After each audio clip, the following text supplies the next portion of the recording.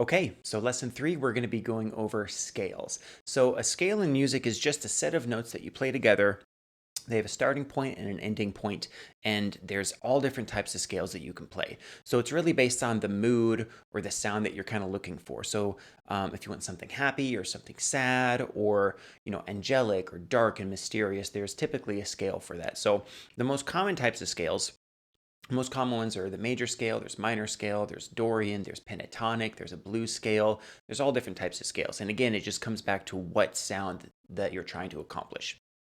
So the only scale that we're going to focus on in this course is the major scale.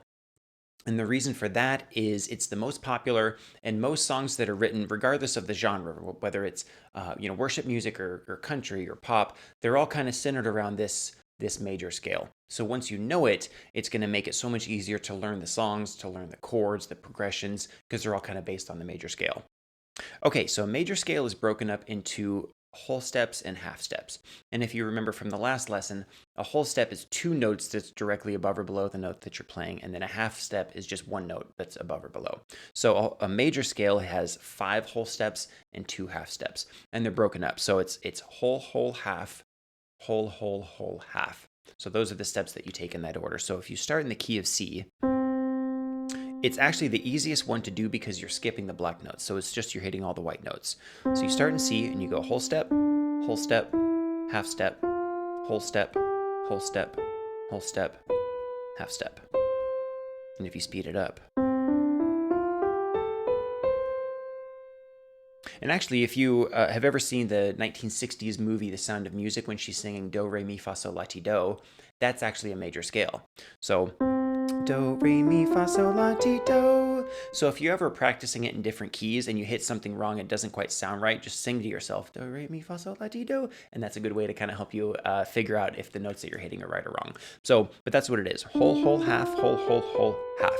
So what I want to do is I want to go through each key and play it, because C is the only one that you're not hitting any black notes. The rest of the keys, there is some black notes in there. So what I want to do is start in A, and we'll do the major scale. So it goes like this. And then you can work your way back down to your starting point. Let's go up a half step to B flat. Work your way back down. And then go up to B.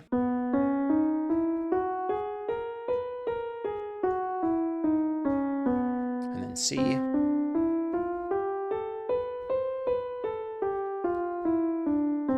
C sharp.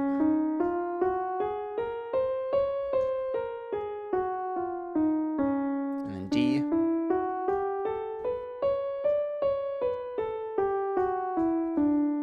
E flat,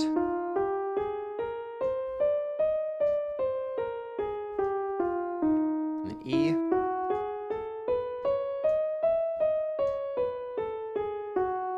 and F,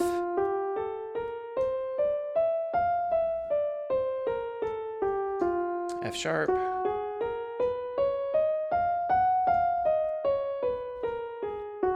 and G,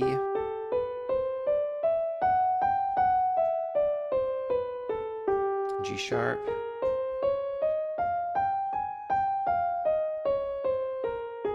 and then one more and you're back to A, which is where we started.